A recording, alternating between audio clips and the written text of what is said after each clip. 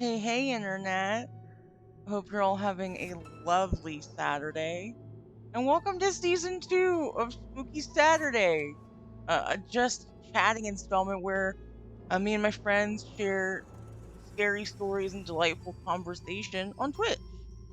So whether you're here with us live during Twitch, you're watching the VOD at a later time, either here on Twitch or on YouTube, super excited that you're here. Today we're hanging out with LordShadow27. And if you're not already following content, I think you definitely should. What's up, Shadow? How you feeling today? Feeling all right. Glad to be here. Excited that I get to welcome in season 2 with you. Same. It's been a minute since we did this. Also, thank you for the resub, Zombified Potato. I appreciate you. 5 months in a row. I feel super honored. I've been here for 5 months. Oh my goodness. That time catches up to you. It goes by real fast. I think we're all aware that I have zero fucking concept of time. Just none of it. Well, again super excited about this being, the way we're starting off. We took a break from streaming. I actually took a break after the charity run we did for Planned Parenthood, which was super successful. Yeah, we did awesome. People pulled together really well and blew me away. Considering how we just kind of like wham jangled it together, like we had really great people doing really great stuff. It was fun.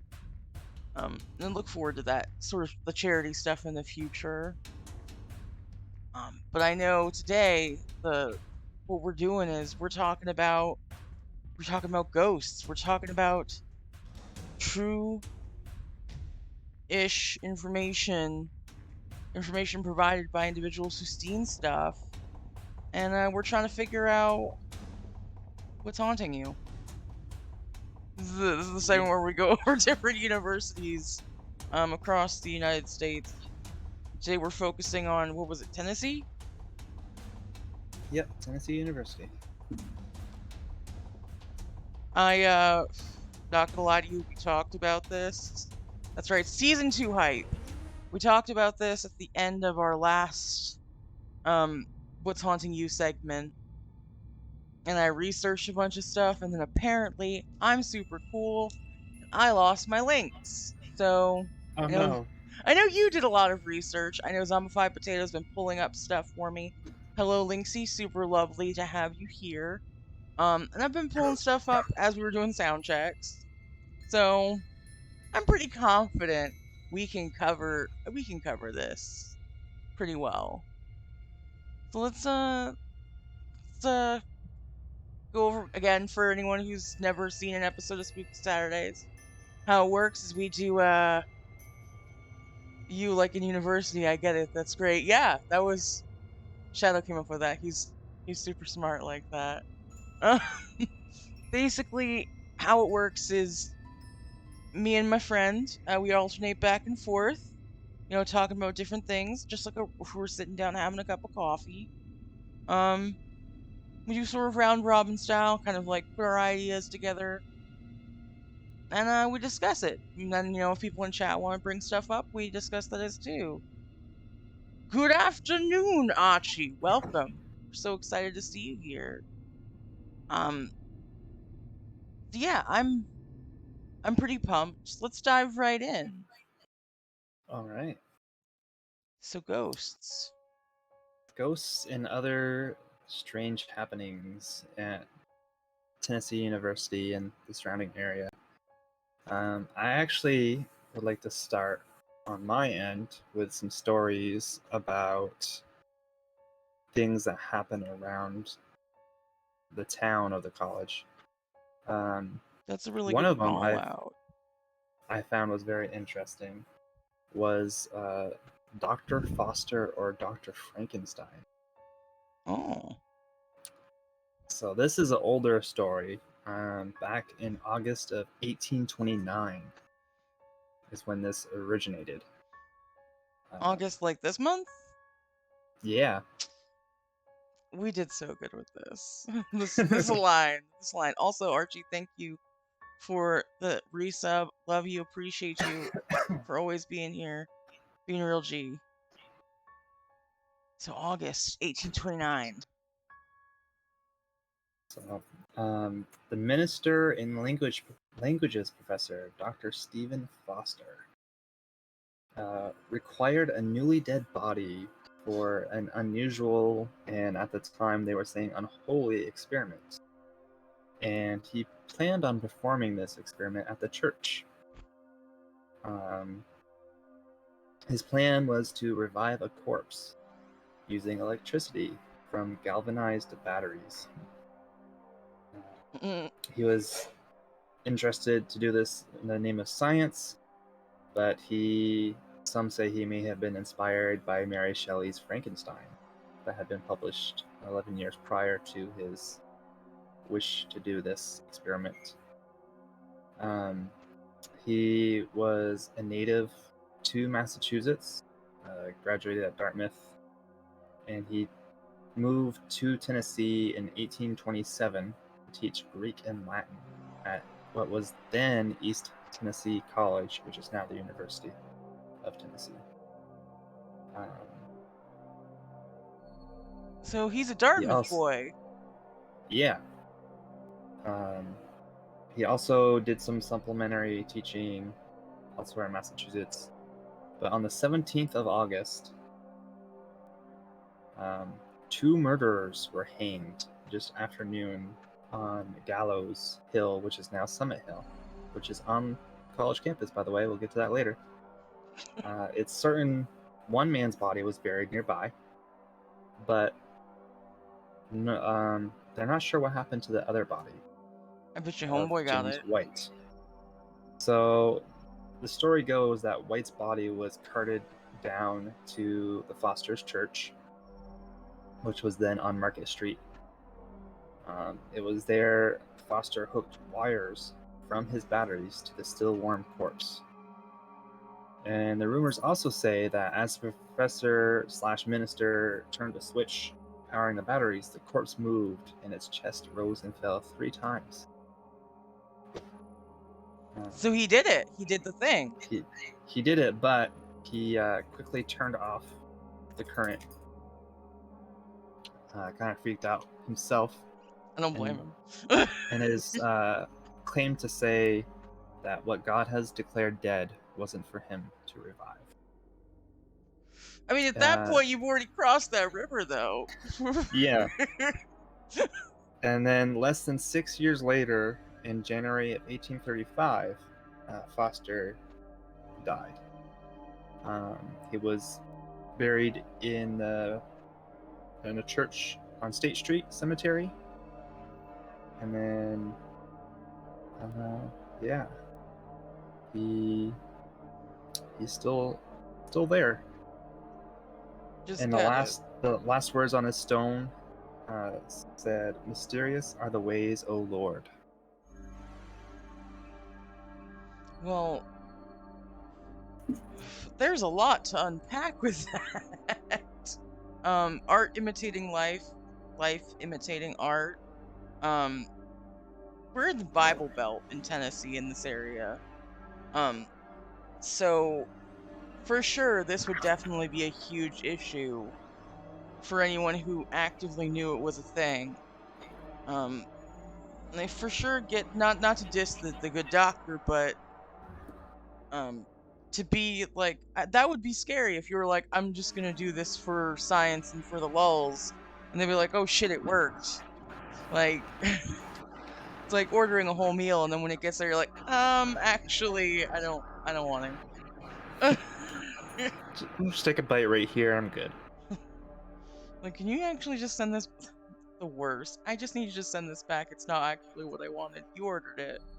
Whew.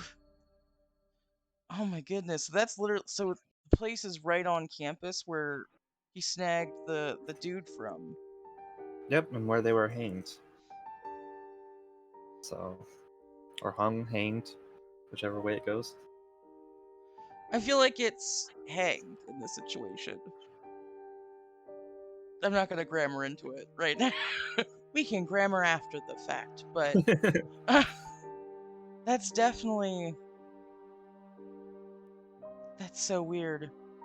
I didn't even know about that one. That was not one I found. So that's whew. Oh my goodness. Okay. I'm just still trying to figure out. So he read the book. We think, he probably Hunga did. Yes, zombified potato. That is correct.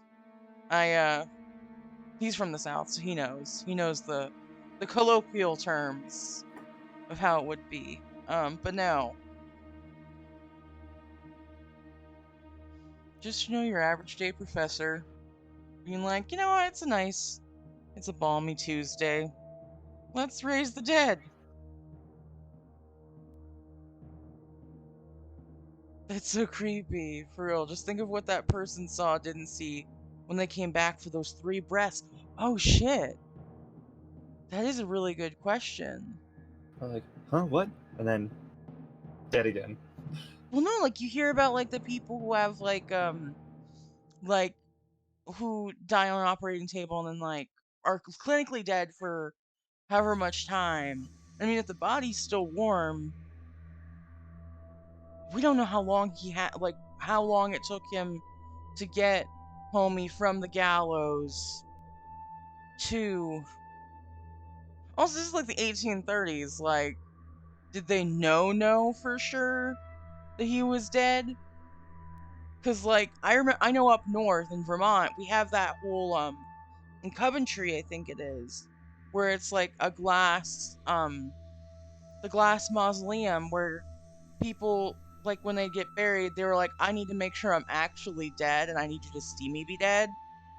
Because it was common around that time for people to just be like close to death but not actually dead, and people just assuming they were dead and burying them. That's where the term dead ringer comes from, because they used to tie bells um on top of the graves through string down into the like onto the person's hands, so that way if you were accidentally buried you could just ring the bell and a groundskeeper could come dig you out. That does raise the question: A, was he actually dead? If this occurred, if we suspend our disbelief, this for sure happened.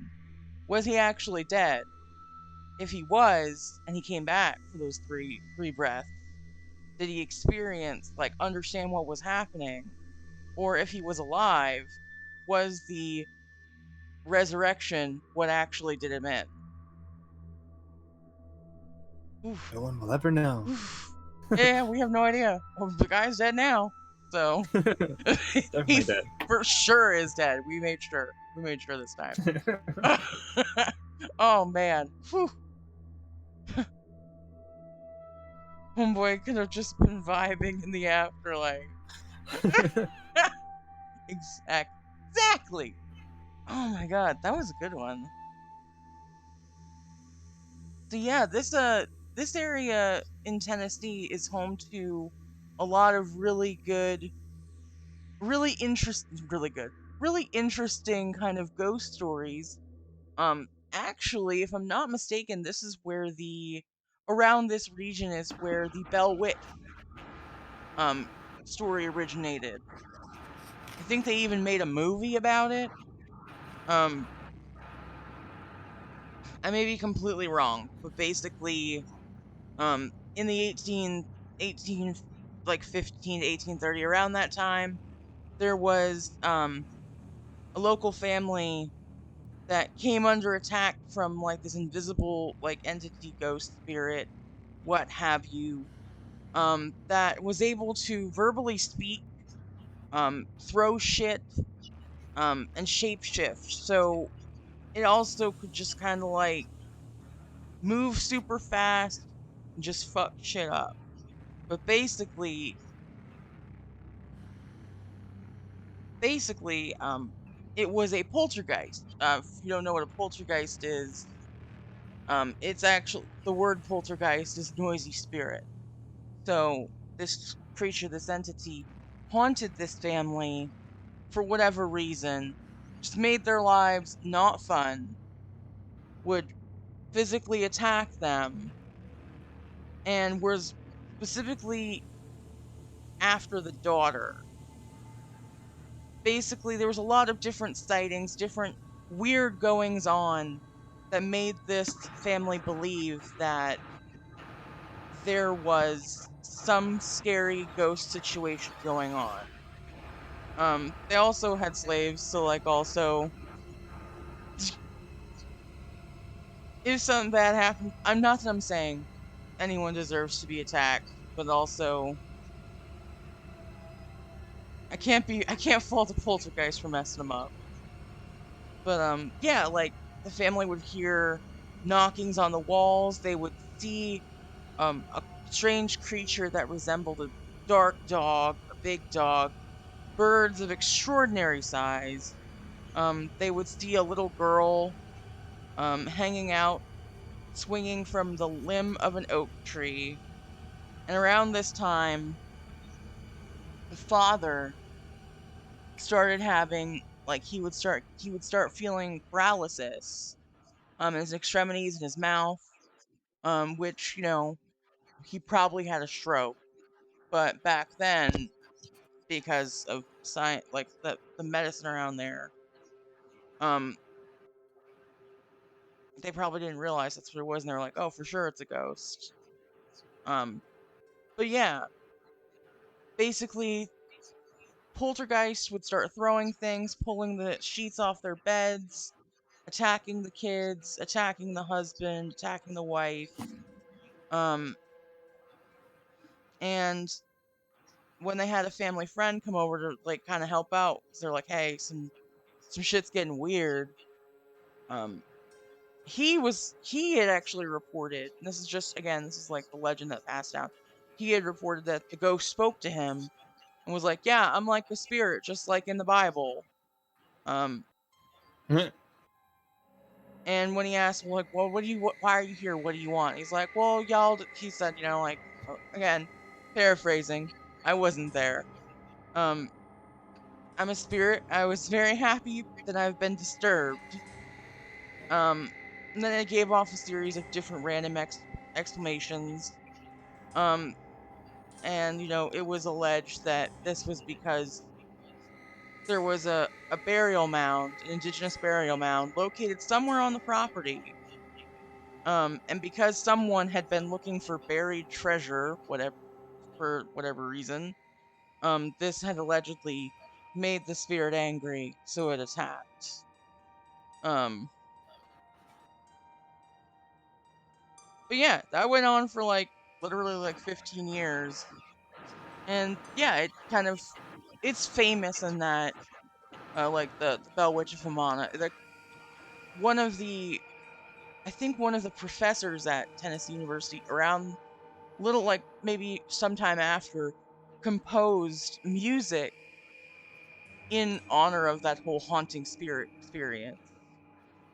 But yeah, I think there's even a movie. I want to say there's a movie about it, but Hmm. it's around the same area. I think it might not be the same area now that I'm thinking about it. I know it's in Tennessee. Close enough. Close enough. It's not a big state, but it isn't. It depends on which way you go, which way you slice the Tennessee, because it's like a frying pan if you kind of look at it. Yeah, the 18 aughts and the 18 to 1830s were wild, just crazy rampant Yeah. with ghosts. So what else? So what's up with the? I'm gonna circle back. What's up with the Summit Hill? Because I know you said there was more. Now I'm interested. Okay. I will find that. Actually, one I think it is. I actually kind of want to talk about it.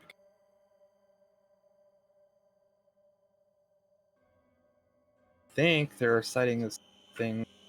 Yes. So this is perfect. So the hill that the men were hanging, deceased at, Yeah. Grammar. Um, let's see.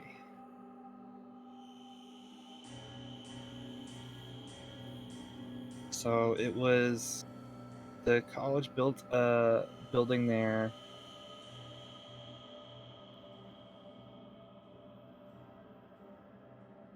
So early 1800s, the South College was there. Um, the current building there is Iris Hall, and that was built in 1921.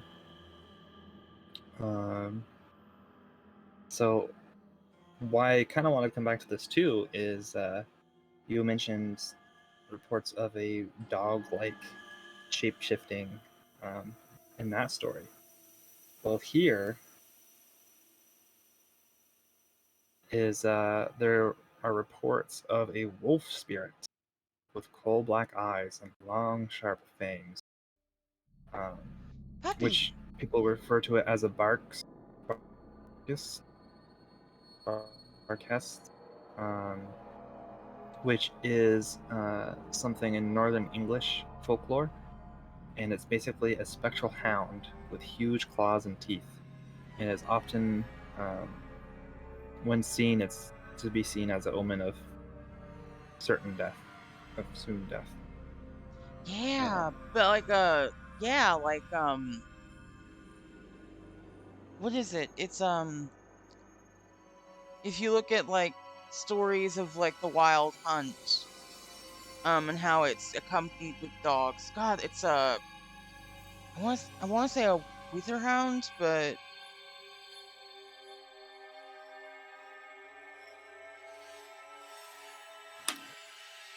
that's gonna Yeah, bother it's like there is some sort of hound, and I couldn't think of it either. That is connected to the same sort of story, same sort of omen.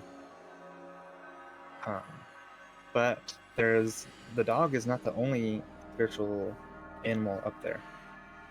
There's also a feline creature, which, in my opinion, is a bit more creepy.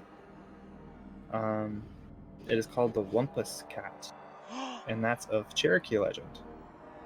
Um, it's said to have piercing, glowing eyes, and is considered a death omen. Um, and the story from the Cherokee is that a woman wanted to go on the hunt with the men of her tribe, and to do so, she cloaked herself in mountain lion skin to cover her features and followed them. Um, she was discovered late in the day. She had been following most of the day, and was discovered late in the day. And where the men were angered, consulted with a shaman who bound the woman to the lion skin forever. Oh, so like a reverse Selkie situation. Yeah, and why this one's so creepy is like a humanoid times, though it's a cat. Uh, in the early 2000s, female student had met at the intersection of where the hill is. And one evening, she glanced out the window and saw a human-sized cat-like being that was walking on its hind legs. No, no, Uh, she didn't. No, she yep, didn't. it had glowing eyes, and yeah, it had glowing eyes. It was just walking, and I was like, "That's why it's creepy, because it's like cat-like and walking around." No, if it was just a cat, like a spooky, glowy-eyed cat, not a big deal. But it's walking like a human, kind of looks like a human, but also looks like a cat. No, thank you. In the Appalachian region, I have a lot of friends who deal with the occult and metaphysical and paranormal, and there's a saying: if you see something weird in nature, if you see an animal walking on its hind legs that doesn't look quite right, no, you didn't. You absolutely did not. Like, don't pay attention, don't talk about it, just keep it moving. Um, that's so Okay, so this was a recent sighting then, recent like in our generation sighting. Yes. So that one is still She's still kicking it. still around. There have been other sightings too, but the one that Oh, you cut out for a second. of I'm sorry. What was that? there have been other sightings and stuff too, but that was the most detailed one I could find of either of the animals.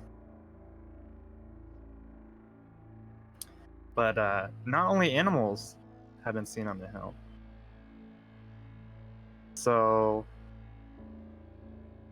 often at night, folks have come across a gentleman. And when I say gentleman, I do mean gentleman, um, who walks among the students as if he's just going through his every day spiel. Um, and he walks toward the steps of Eris Hall, which was built in 1921. Um, and he just goes for a stroll around the hill. And he's been reported to wear a nice collared shirt with a bowler hat, and walks with his head slightly bent and hands behind his back. Um, some say he doesn't acknowledge the students around him. Others have seen him tip his hat. And when he does, he reveals a giant gaping hole in his head. No. And he is thought to be a former student from the 1930s who committed suicide after his girlfriend left him to marry someone else. That makes me sad. So, but he is a gentleman.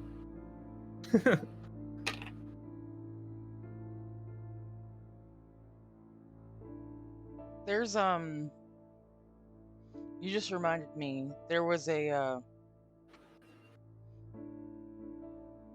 Tennessee Tech, there was a guy who they named a building after who was a science instructor, but he was also a coroner in like the 1920s, 1930s. There was a story that got published where he was doing an autopsy, and it's just, I guess it was like a weird autopsy. I didn't find a lot of information, but you mentioned a gentleman, and I immediately thought of it. Because like nobody knew he was gonna do an autopsy on campus, and then I guess someone like walked in and was like, what is happening here? And it was, I don't know. You don't imagine that stuff like that happens, but I've heard a lot of different, especially because this area is full of I'm gonna say a lot of history.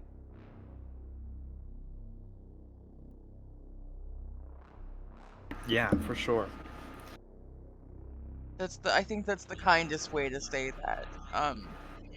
Because it was one of the first colonial, if I'm not mistaken, it was one of the first colonial American areas.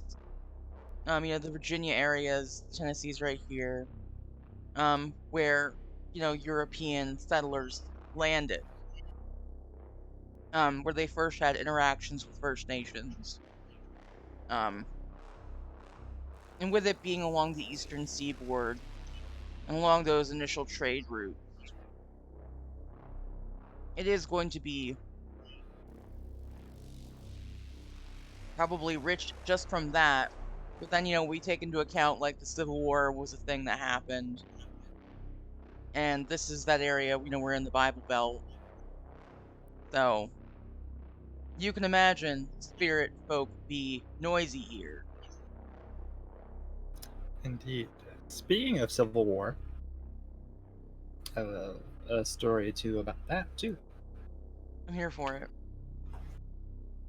So this one consists of another place off campus, but also ties in with the Civil War and previous stories that we shared already today. This is the Baker Peters house, and the owner at the time, currently, I'm not sure because I'm not sure how where this story falls in the time period of things. But I'm probably gonna mispronounce his last name, but Joe Fury uh, is or was a co-owner of Finn's Restaurant, which is housed in this building. So it opened whenever shortly before this thing was written, so it's pretty relevant. Um, it's in West Knoxville. Uh, the brick house itself was built in 1840 and had many rumors going around it, but he wasn't very into ghosts, didn't believe in ghosts and things like that. Because people had reported unexplained noises, objects falling off shelves, whistling, laughter, lights turning off and on, and glasses flying from racks. And he's like, oh, whatever. Yeah, it's just your classic everyday restaurant stuff. Don't be weird about it. So he had his first experience 2 days before the restaurant's opening. Blocking up at night, he was checking the first floor's kitchen and restrooms when a cold spiral of air came out of nowhere. The mist spiraled around him from his ankles to his knees and then to his head. When it spiraled down again, it vanished. And apparently, he called up some mediums to go visit the house. So there was 3 of them that showed up because apparently he was very freaked out. They were there for a good chunk of the afternoon. They told him that the building had 15 spirits within it. Since this experience, he has witnessed a mysterious stain on the upstairs floor that won't stay cleaned. So, like, he cleans And it and it's just like turns around to put the bucket away, turns back, and it's there again. yeah, That'd be annoying. um, a bartender on the second floor, same area as the stain, late one night heard something being dragged across the first floor. So grabbing something to arm himself, he went down to inspect what was going on, and no one was there. There was no sign of entry or anything like that. And one of the spirits that is supposed to be there, is legend to be there, is that of a ghost of a Civil War Confederate soldier named Abner Baker. He was hanged in downtown Knoxville after the war by an angry mob. Oh shit. Yes. But even though he did not die in the house, his father, Dr. Harvey Baker, was fatally shot in the house. He was shot because he treated some rebel soldiers, but was also rumored to have Confederate sympathies. So he was kind of killing everyone, tending to everyone. And because of that, When they shot him. when Union soldiers came to his home in 1863, Baker barricaded himself in a second floor bedroom where they shot him through the door, killing him, which just happens to be where this mysterious stain shows up. Oh. Oh shit. Yeah. So after the war, Abner killed the man he thought responsible for his father's death. He was arrested and taken by an angry mob from the jail on September 4th, 1865, where they hanged him from a tree near Walnut Street in the Hill. His body was buried in the same cemetery as our good Dr. Frankenstein as I will call him, um, along with his father, were both buried in that same cemetery, and people could sometimes see his body swinging from his tree gallows. When the tree was cut down in the 1920s, the ghost was then spotted inside the family home. Oh, so he was at the tree until the tree was not a thing anymore. Yeah. And he's like, I'm going to go home now.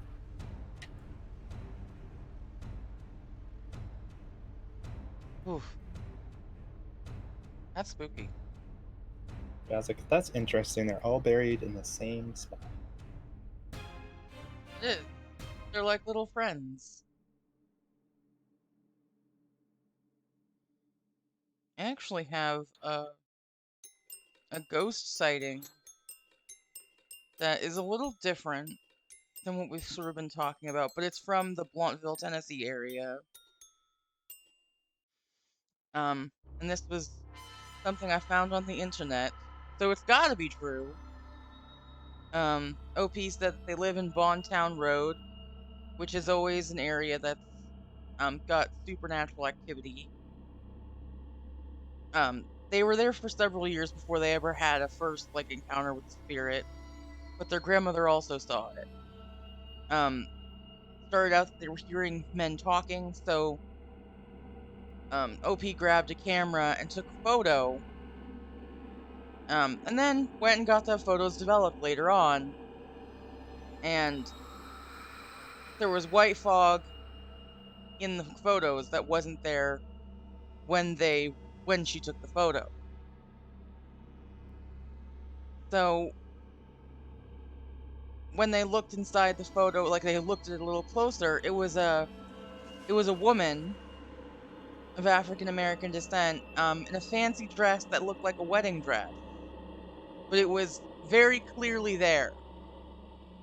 And they went to Walgreens, and the guy who developed the photos also was, so it wasn't just like, oh, I saw this photo and I noticed it, that's so weird. The guy developing the film was like, who is that? And it was a Bowman Creek area, which is very, again, it's one of those things like that you see. It started because, again, when they were hearing the voice, and the reason that they took the photo is because a cold fog shot up around them. So that was, they were hearing the voices, the fog shot up, and they were like, I know, take a photo of this, and I'm gonna have a picture of fog. And there was fog, but it was a lady too.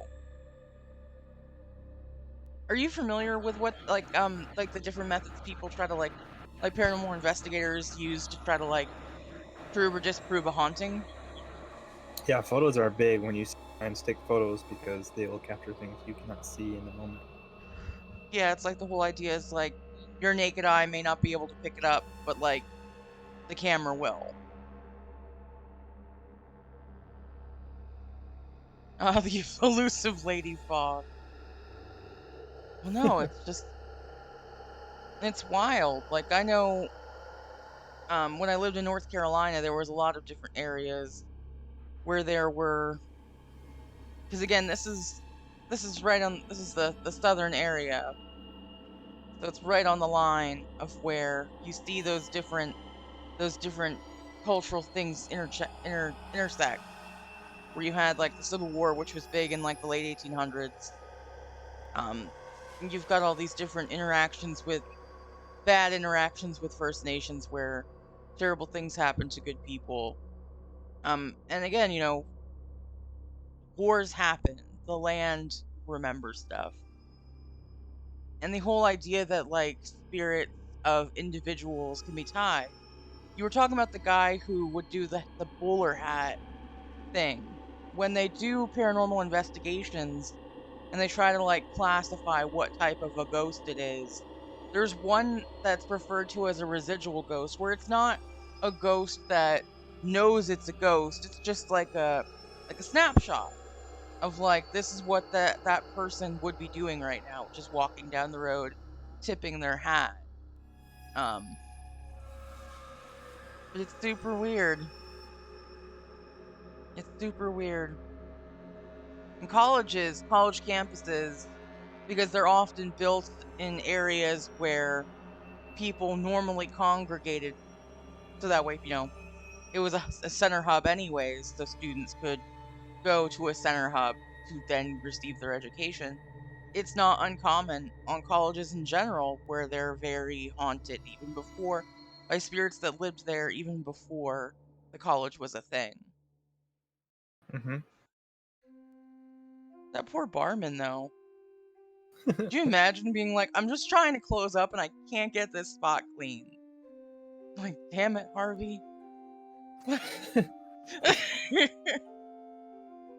Oh, man.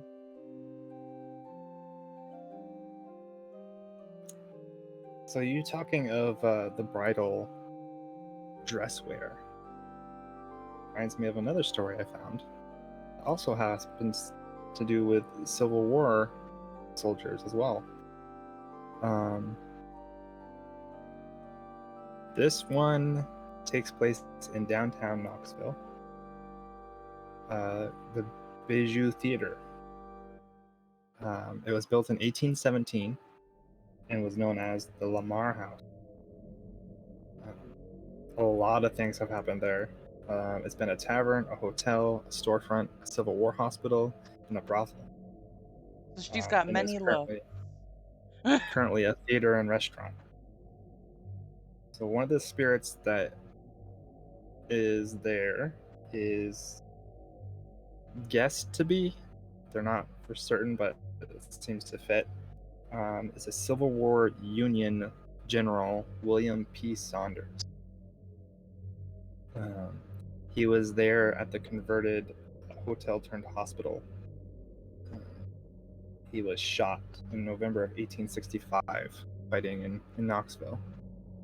And he died in what is now, well, what was before it was a hospital, and what is now the bridal suite. What? Um, Another thing that is common in this location are disembodied footsteps, uh, early morning flashes of light, and a ghost walking up and down the stairs. There's also been many reports of items falling off shelves, being moved around on shelves. They actually had a paranormal investigation in 2006, which recorded dozens of electronic voice phenomena. The EVP, where they like they ask questions into a microphone, then they review it later and they hear stuff that sounds like a voice. Yep.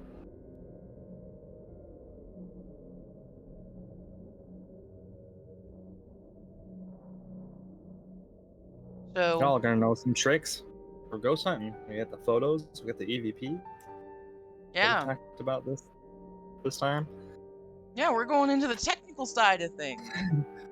Uh, See, what you're gonna need in your shopping cart is now, um, Zombified Potato brings up a valid point in chat that the snapshot ghost, that people see going through walls, walking up and down stairs and all that, and when they see them go through walls and stuff, it's because buildings have been renovated, and the ghost is still pathing the original, like, this is where the staircase lived.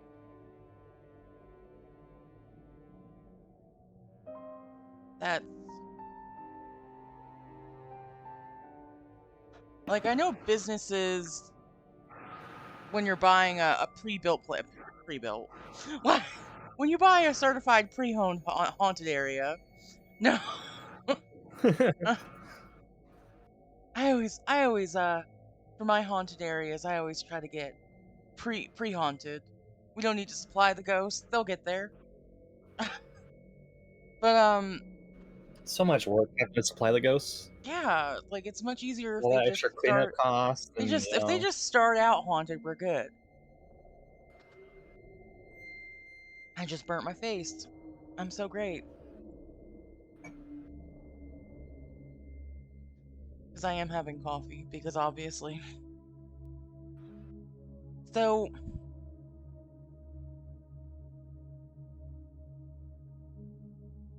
I am being directed. We were just talking about haunted theaters, and my man in the van, Zombified Potato, sent me a link to something. I love it. Doing it live. Also because I'm totally very good at research, but I actually lost a lot of stuff, so it's not my fault. So this area, and this is a completely side thing. So the area that we're talking about, which I've noticed this about Tennessee, is that town names don't necessarily change, but how they're referred to in conjunction with other towns kind of changes and shifts. Like Lawrenceville at one point was a part of the Tri-City area, but because it's close enough to what is now considered the Tri-City area, a lot of times when you hear about someone referring to that, it could be like 6 different towns, which is not the definition of Tri-City. Tri-City, you think of 1, 2, 3. Uh, and I actually was told this morning that the local news for the last, like, I want to say like a year and a half has been doing little segments on different haunted happenings, which is kind of cool.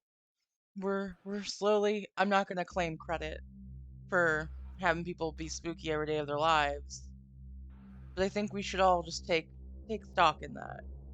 But yeah, so Abingdon, Virginia is actually literally right across. It's a shorter distance to Abingdon, Virginia than it would be from like St. J to, I'm trying using Vermont measurements. Like it's closer than like Essex and Johnston, if that makes sense. It's Okay. it's just a little drive. It's a little drive down the road. And this area is literally on the line between uh Virginia. The area we're talking about is between the lines of Virginia and Tennessee. So this one's actually in Abingdon, Virginia. Um, and it's the Barter Theater. I had another person talk about this on a previous episode. The Tri Cities is a region comprising of Kingsport, Johnson City, and Bristol, and the surrounding smaller towns and communities in Northeast Tennessee, and Southwest Virginia. All of these cities are located in Northeast Tennessee, while Bristol has a twin city in the same name in Virginia. Thank you, Zombified Potato. Yeah, Bristol. If you're ever in Bristol, Tennessee, or Bristol, Virginia, they actually have a line painted down the middle. You know, like if you have a sibling and at one point, if you share a room with them, you guys have a fight. Every sibling who shares a room with a sibling has had this experience. When you get into a fight, you're like, fine, stay on your side of the room. And then you tape it off. And your parents come in hours later and they're like, did you really put tape on the window? And I'm like, I'm sorry, but she needed to respect my space. Like, that's literally, it's almost like that, but only not as angry. Like, it's a cute little thing. Like, you can stand in both states at once. That's the same city as Bristol, which is cool. But Abingdon is right down the way, and the Barter Theater is pretty old. Not old like beginning of time old, but like obviously. But it's still an opera. Like you can go and watch a show there. It is still a thing that is operating today. They hold several plays throughout the year. It was constructed in 1831, which is around the time frame we've been talking about. Um, and it's the earliest. It actually has the earliest. It can say that it had the earliest theatrical performance. Um, from January 14th, 1876. Um, basically, it's gone back and forth between different towns, like who had ownership of it. But it was actually investigated by the same news crew, it looks like, who went through and talked about the different hauntings. A lot of what they found was that there were two spirits there. One was the founder, Robert Porterfield, who brought unemployed actors from New York to start the theater during the Great Depression. Although Porter died in 1971, and actors have claimed to see him in the audience. And another spirit, which is a meanie, it's malevolent, was said to chase actors from dressing rooms. Guarantee you that's a stage manager being like, you need to be ready for Q. Go, go, go, go, go. Why are you back here? Go, go, go. That's just my personal take on that. Having done theater, someone's just chilling in the green room, like, what are you doing? You're literally on stage in 2 minutes. Why are you back here?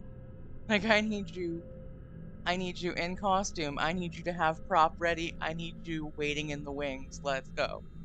But yeah, there's also a ghost.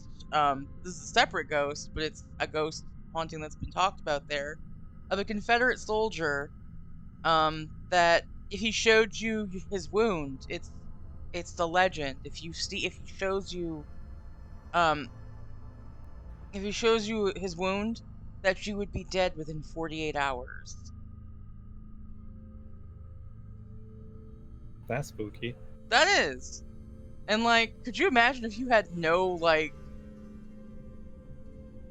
if you had no like understanding or knowledge of this, and you were just like walking around, you see the Confederate dude, and he's like, "Huh?"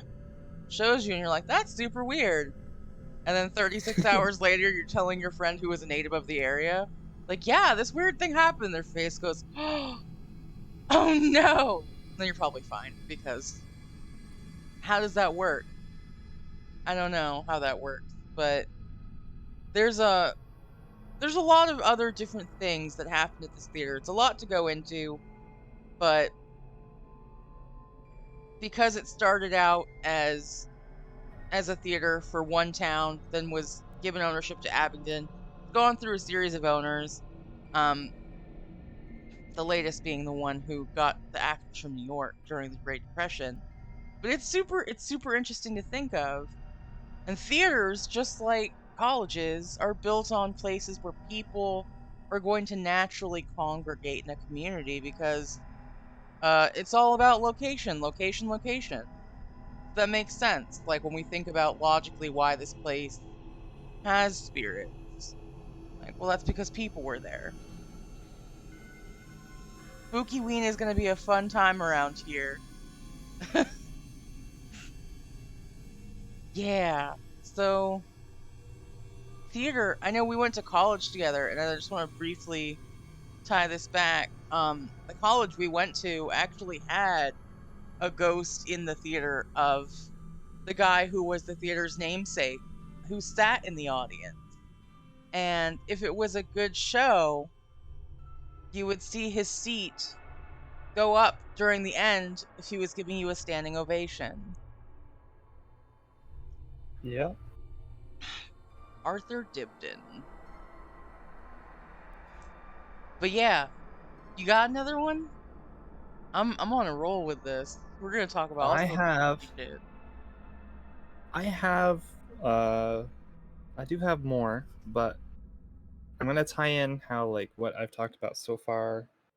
The university. I know we talked a little bit about the university, but some people can get like a full idea of just the crazy history of this place. We love it, Um, yes. so the history of it begins in 1794, and this is shortly after Tennessee became a state. The college was founded there. It was first known as Blount College. The state changed the school's name to East Tennessee College in 1807, and it became a university in 1840. Um, it was initially founded at a slightly different location, but was moved further up and closer to the hill, which is where fugitives were hung um, from our previous story. Yeah. And it is now like one of the main features of the campus, this hill, because it gives a commanding view of the city.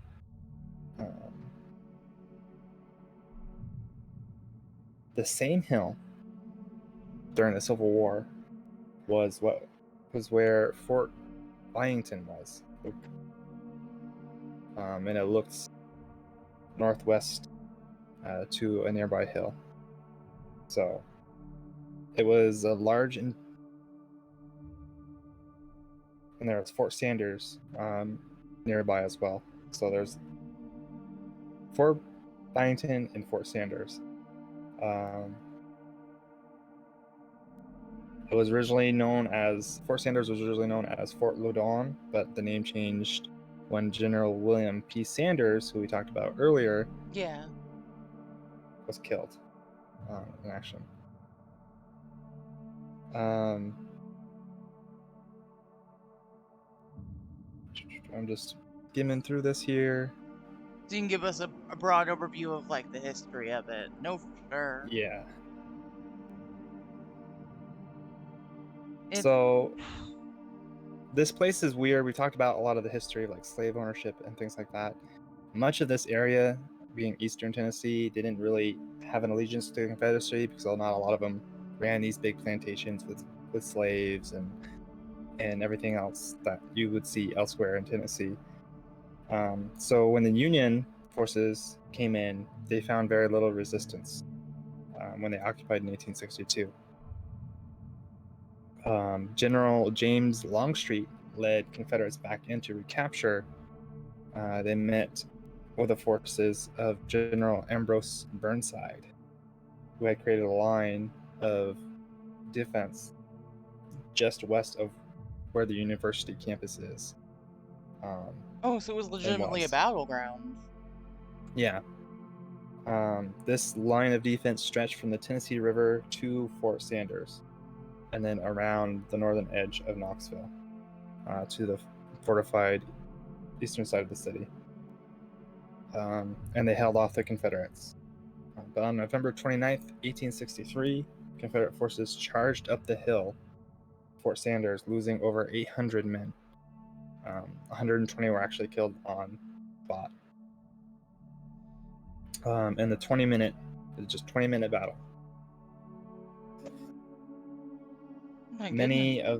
Many of these deaths occurred when soldiers tripped on telegraph wires that had been strung between stumps in the fort, and the ditch that surrounded the fort also claimed many lives.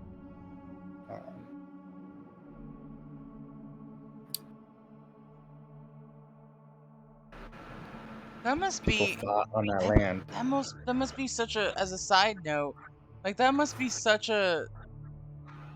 These were people, and I'm not minimalizing them as people, but if you're a Confederate soldier and you're like, they have the high ground, I'm just gonna send it, and I'm gonna mess stuff up, and then you literally trip up a hill, and that's what takes you out. That would just be, as a person who trips upstairs and trips up hills all the time because depth perception sucks, that was just been really awkward. And if you're It's like, did they set up pits? Did they set up, like, what did they set up? Did they set up something around these tripwires that cause them harm, or did they have things on them that cause themselves harm, like falling on their weapons or whatever, you know? God, I would die of embarrassment before my wounds. Like, damn, I bayoneted myself. Ah, that's awful. But I shouldn't make fun of deceased soldiers, but like also, fuck the Confederacy. Like, hard stuff. So, okay, so they had the 20-minute battle on what is Yeah. essentially now the center of campus. Yes. Because before the campus was slightly over, but where the front line is where the main campus is now. And it was part of their fort. So there was a lot of stuff going on that hill. which brings me to my next little bit, is the Tyson Alumni House. So, up until 1954, this house was owned by U.S. Senator General Lawrence Tyson and his wife, and they had 2 kids and a dog that grew up there.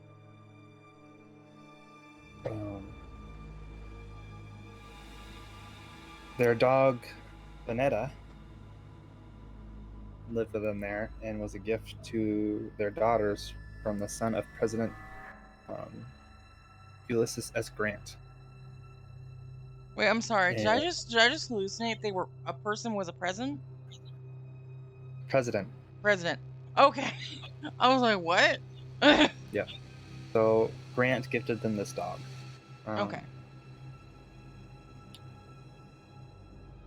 When this dog passed away, she was buried in the backyard.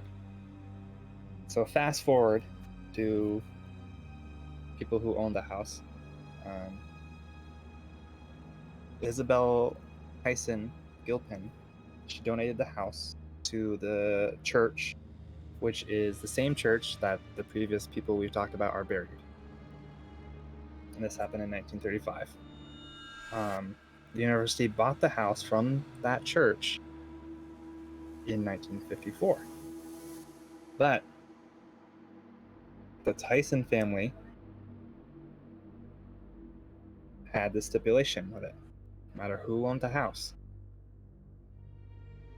you can utilize it, but you must maintain the resting place of their beloved dog, Bonetta. The grave could never be disturbed, which makes it the only legal gravesite.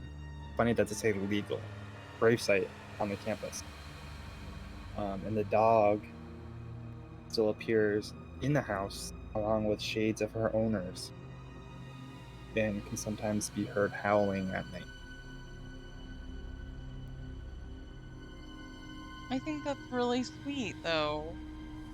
Like, It's really sweet, but then I think about that bad dog creature thing that's on the hill. I'm like, what if little Fufu Bonita goes up on the hill and gets angry and becomes this? listen, as a person who becomes a completely different person when I'm hungry, mood. Get it. Fully get it, puppy. I get it. So if that is the case, Why are all these people here? my mom's got this dog. My mom's dog is a Chihuahua. It actually started out as my sister's dog, but throughout like the course of like living and everything, in order to make sure the dog was taken care of while my sister was moving, my mom was like, "I'll take the dog for a little bit," and then my mom's like, "She's my dog now." But Chica is this applehead Chihuahua, and I swear she's senile. She barks at everything and everyone, but like it's delayed. Like you could stand in the room for like a good 10 minutes before Chica will know you're there. And she's like, wait a minute. And then she freaks out. So I get that, the dog has probably just been like, sure, it took a couple hundred years. They're like, wait a minute, there are people here. A couple hundred years. I'm bad at time. We all know I'm bad at time. Thank you for coming to my TED Talk. It's like, oh yeah, you remember last week? Yeah, that was a decade ago. Whoops. So I actually looked up, and by looked up I mean my man in the van gave me some more information about the Bayou Theater that you were talking about. Um, Oh, nice. and of course I just scrolled through it and now it's gone. There it is. Yeah. Apparently they do a bunch of haunted tours still. Ooh.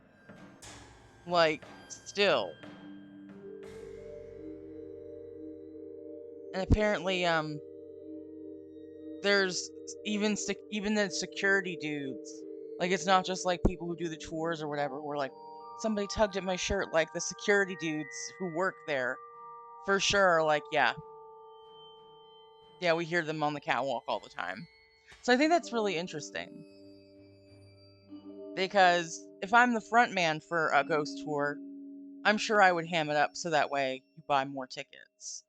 But if I'm the guy who's literally like, I just want to make sure everybody's secure and safe, if I say something happened, it's probably real. Like, that's some real. That's a thing I've personally noticed is that the guys who you don't see forwardly facing things, they will tell. It's like if you want to know if a restaurant's haunted, talk to the line cook or the wait staff. They will tell you flat out. They'll be like, yeah, no, don't go by the walk in at like 9:30. Like crazy Just don't do it. poltergeist. Eh, we had to lose a whole shipment of eggs the other day. No, it's crazy. Like because you don't think of like you think of to your point, when you think of like Tennessee or you think of the southern states, you and I know I do, where like you blanket like the South and you kind of think of everything being under Confederate control. But to hear that like there are certain pockets in different states that were like, nah, that's nonsense, I refuse. Like that's very heartwarming. But also it does lead to that contention of like there were straight up like neighbors fighting neighbors over this. Um, you know, the idea that people aren't property, which I fully support because people are people. It's wild. There's also this is a little different, but this is on the other side a little bit in Memphis. It's a state forest park. It's like 13,000 acres. But it's along the path of the Mississippi River. Um, it's the I'm gonna say Meeman Shelby Forest State Park. It's really pretty. Like looking at some of the photos, this is like what I would consider like pre-peeper area. Like this is where you would go if you wanted to get your feet wet with leaf peeping before you like make a trek to Stowe. But apparently there was some pretty big dark strange energies and stuff that kind of fill up the place. And it's haunted by a pig man. Hmm. Basically, Pigman was said to have worked at a local explosives plant during World War II, but during an accident he was disfigured, and that's why people call him Pigman. But basically, what it is that at night he roams through the forest looking for his next victim, and according to legend, if you travel nearby the Pigman Bridge, yes, there's a bridge called Pigman, this poor dude. And you scream out Pigman 3 times in a row while flashing your headlights, he will arrive. And if you're lucky, you will not find out what happens after that. But if you're brave enough, there are camping spots available in the forest along the way. Um, and maybe you'll hear something, maybe you won't. But that's like a local story in that area, Memphis. But like the fact that it's like 13,000 acres, it does kind of span over into different areas, different regions. Well, that's a big, That's a big big. ground to cover. Mm-hmm. Sounds like weekend camping trip to plan. You better calm down. This man's gonna get me killed. No, I will not. Not today. I like camping, but I also like not fucking around and finding out. I'm not into that.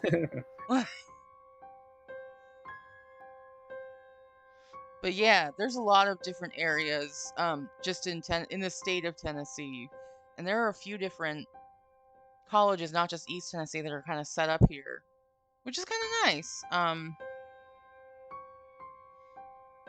And with it being again on that I know we talked about the Bell I talked about the Bell Witch previously. It's in Adams, Tennessee, which I don't know where that is in conjunction to the area and region we've been sort of talking about. But I did get some more information on that where it was a neighbor who the father, tricked into buying land. So then the neighbor threatened to kill him and prevent his daughter from ever marrying, which is they think it's her, like she's the one who did this to them. Hmm. So it was like not so much like it was a poltergeist, but that it was like she sicked like strange creatures on their family and like cursed them or whatever because he tricked her into buying land. Interesting. And the whole thing of like your daughter will never marry because of all the stress of all this. The daughter actually called off her engagement and never married. So, appreciate that's a little different than the original. History be wild.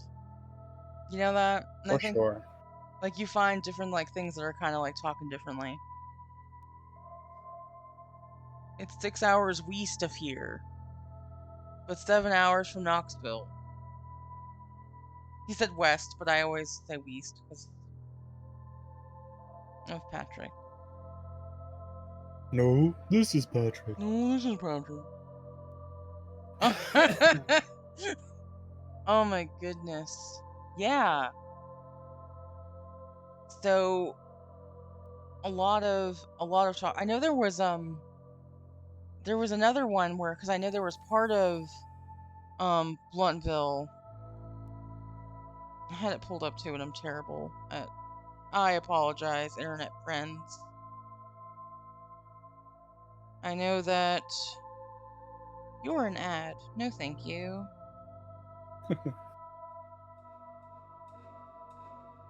So this is uh this is another Bluntville sighting where a different OP went to a pond by Camp Placid Road.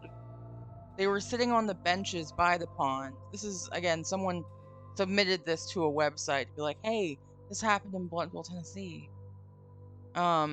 Which is where East Tennessee, the college and everything. University, college. What is, as a side note, what is the difference between a college and a university? I've always wanted to know. Do you know, like, what the distinction is? A university is typically made up of multiple colleges. So like have colleges of specific um, school trains of like degrees, and then they'll all be grouped together under the university. Okay, that makes sense. Whereas like just a normal college on its own college has all these different degrees, but don't specify in. But it's all like one location versus across Yeah, multiple. Okay, okay, that tracks. That makes sense. Thank you for clearing that up for me. no problem. The benefits of working for a college prep program for so many years. You learn little things like that. This is why I was like, you know who will tell me this? Shadow. Shadow will know immediately what the answer is. So yeah, they were chilling by a pond. They were, hanging out. And it was around dusk. It wasn't dark yet, but it was, approaching darkness. And they heard a big splash in the water. Um, and they were very sure that nobody else was there.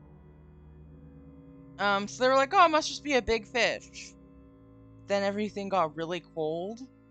And this I guess was set during a summer evening, which if you're in the South, you know that when it is summertime, it is hot until it's not. And then it like you're like, whew, a little bit of respite. And then the sun starts to like before the sun even gets up, it's like, oh, it's actually warming up again. Cool. So it got cold very fast. And they saw a black blurry figure in the water that was waving at them. No, they didn't. So then no, they didn't. So then they fucked right off, which is the correct answer. Kudos to them. But they left. They never found out what it was. But this was their experience that they had posted on this website. And there are definitely some really spooky things that have happened in that area. There's because of how closely together we mentioned Tri-Cities is not three cities. It's like three towns, but also all of the surrounding towns and not even just limited to the state. So like there are a few different towns that are like within 10 miles away that have different sort of like haunting events. Like Piney Flats, Bluff City, those are some big areas in the areas. Bigger known reported areas. Like there's actually a mansion that was built in 1818 by a reverend. And this is in Elizabethtown. Elizabethtown? It's spelled Elizabethton town. But I guess I'm saying it wrong. Because I've had this conversation with like my in-laws, where they're like, you said that wrong. And I'm like, oh, hold on. Elizabethton, there's a W in it. That makes no sense. Elizabethan is how you... Okay. There's a different reason. I'm not gonna get into it. My husband just came in here to correct me, which is fine. But yeah, so back to that. So the mansion was built by this reverend in 1818. And it's actually said to be a place where a lady in white is. For anyone who's not super familiar with ghosts, ghost lore, and ghost typing, a lady in white is a common trope you see with hauntings, where it's a woman in white, a woman in like a woman who has died. Usually it's like drownings or something like that, but you see them all across the globe, like across different cultural lines, of like a ghostly woman, a figure of a woman dressed in white who is there to fuck around. But the legend says that she's actually this reverend's daughter, Rowena. Oh, yeah, I was right. And she was looking for her love, who was drowned in the nearby Holston River. And after a series of just awful things happened to her, she decided to walk out into the river and just like succumb to water, is how I'm gonna put that. So her spirit is said to linger around the area ever since. But the second owner of the house was a really mean person, named Joshua Phipps. People would even refer to him as a cruel man, an evil man. And he has been reported to cackle throughout an evil laugh that rings throughout the entire mansion. And this is the Rotherwood Mansion. It's kind of cute though. It's kind of a cute little house. I'm looking at it right now. It's like when you go on Zillow and you're like, I have no money for houses, but also I'm gonna judge this house.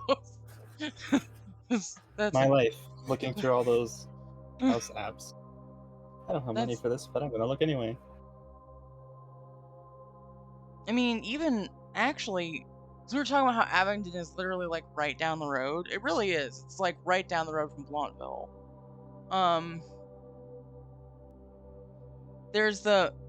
This is one that a lot of people probably don't realize is in this area. The Martha Washington Inn is like right down the road from Blounteville. Which is, it's an inn. It was built in the 1830s, same time area, by a war hero, General Francis Preston. He was a war hero from the War of 1812. And he had 9 kids. He was like, yo, I need a house that will house all 9 of these kids. But there is a ghost figure, a spirit of a woman who roams around the house, and she's looking for her lover. And there have been witnesses that say no matter how many times they replace the carpets, blood stains appear on them. Which I feel so bad for the people who have to clean that. Like, that would be annoying. But there are a lot of different, like, famous guests who have been there. But it's literally it's right down the road from the area we're talking about.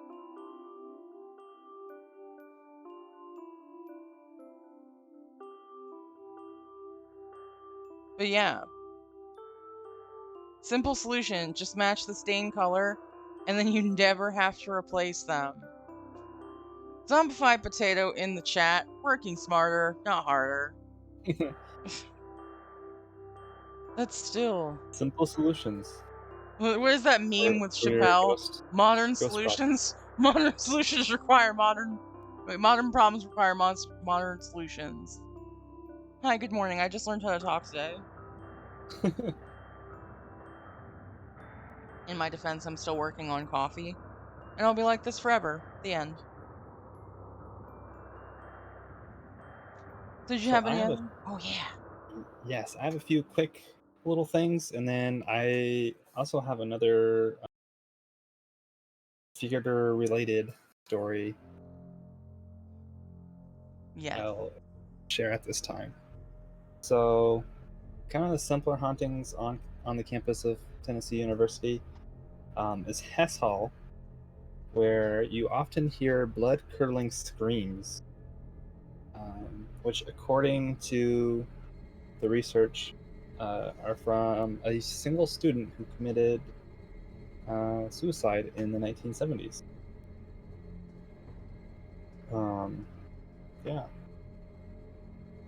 and two locations. We have McClung Museum. Um, Full name is the Frank D. McClung Museum. Okay. A couple people went to kind of look into the ghostly things of it. Um, one of which was the person who wrote some of the information I found here. He goes out and actually researches these locations. Um,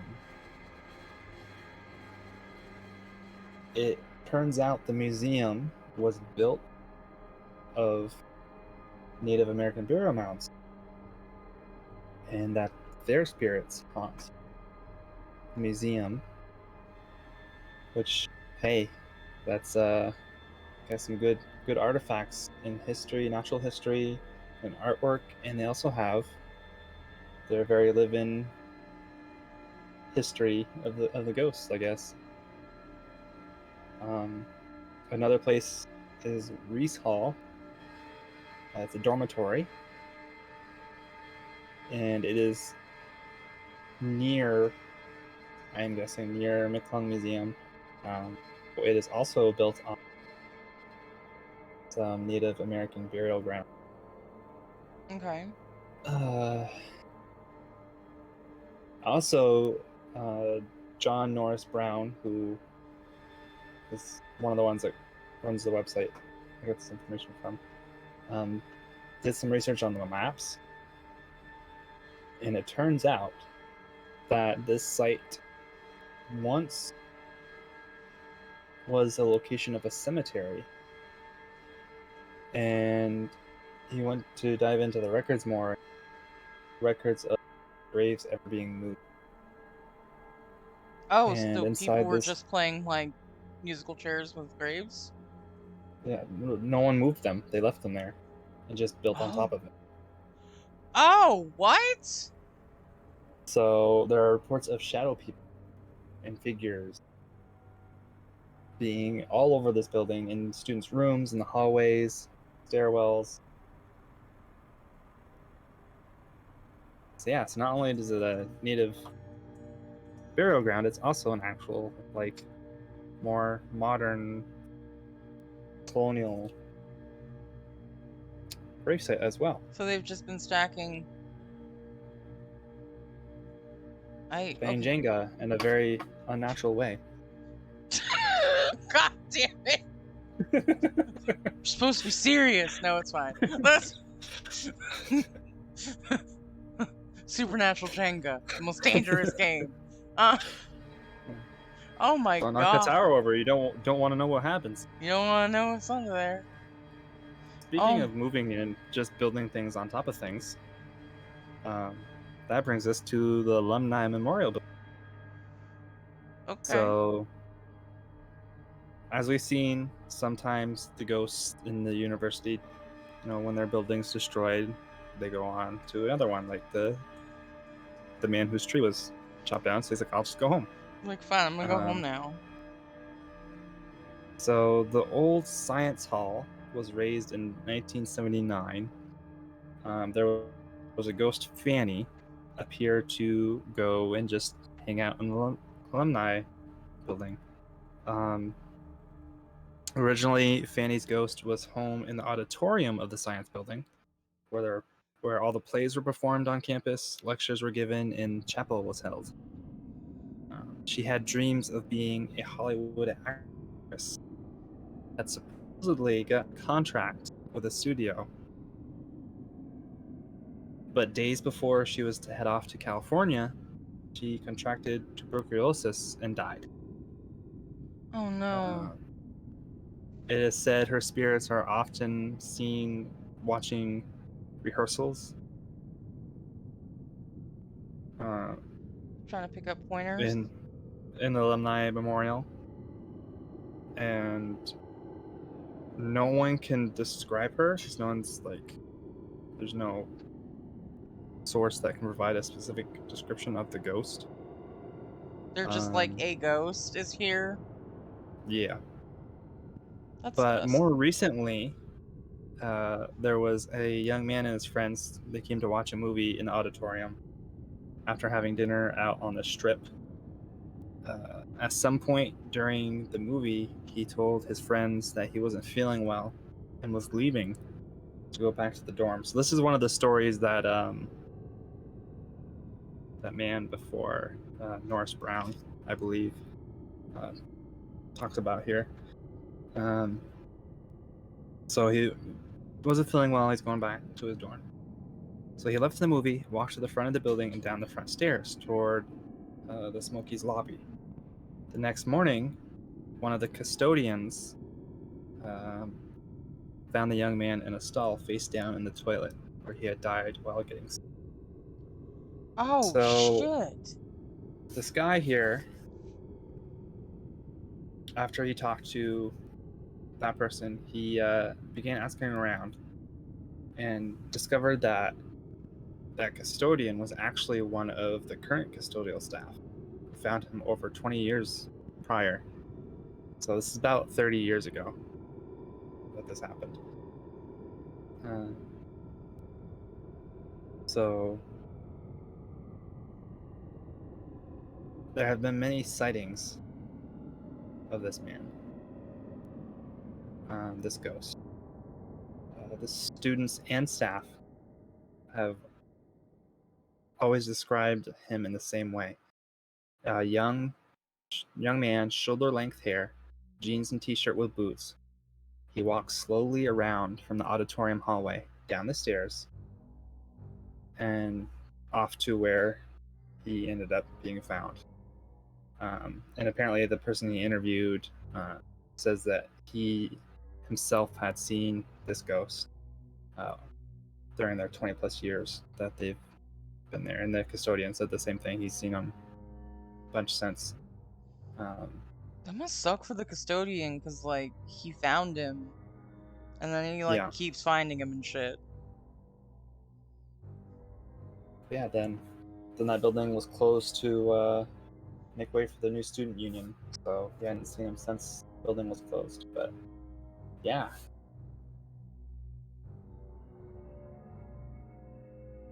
It took me a moment to like calibrate time.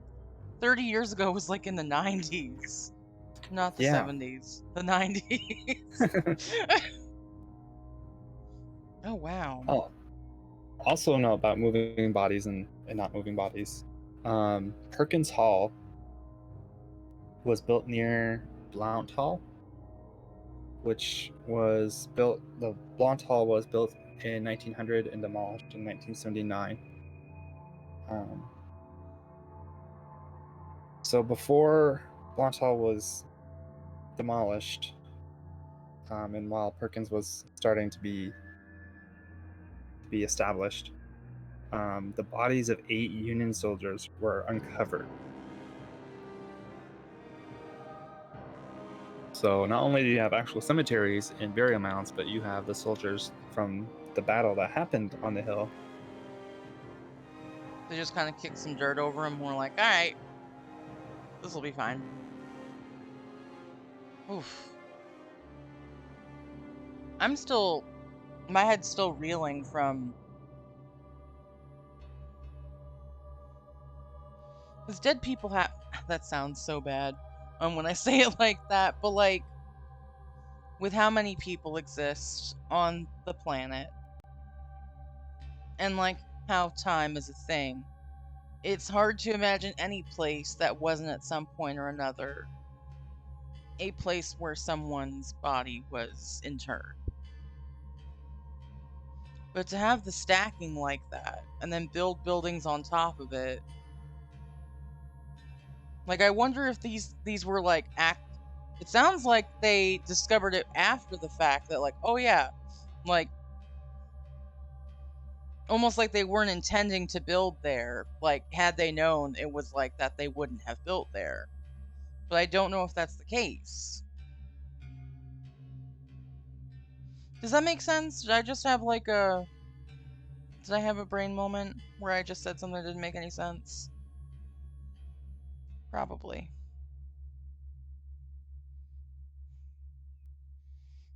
Reese Hall, why does that sound so familiar?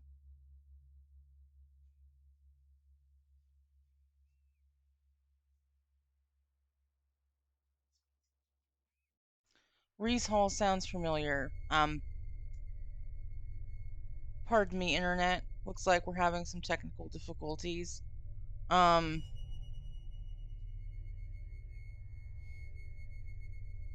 yeah, so Reese Hall sounds familiar. So I actually currently live in, I'm gonna say this, it seems so silly, Tri-City areas. I live in this region, which is the Tri-City areas. Hey, Shadow. Um, but Reese Hall sounds familiar because I want to say someone in my family or some form of family has talked about it recently, and recently could have been any time in the last 5 years. Not necessarily because of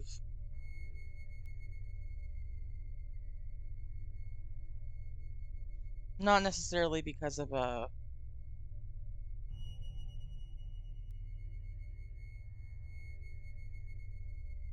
trying to think. Where's you ever have that happen to you?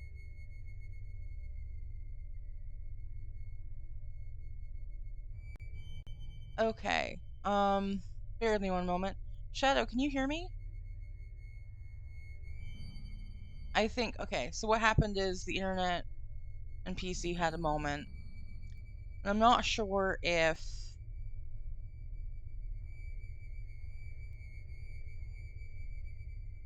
I don't know if we're connected yet. But yes,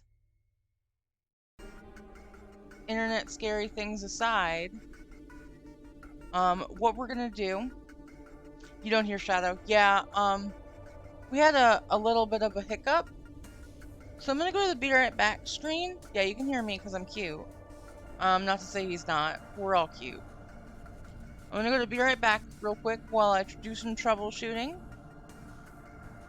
It's a commercial break.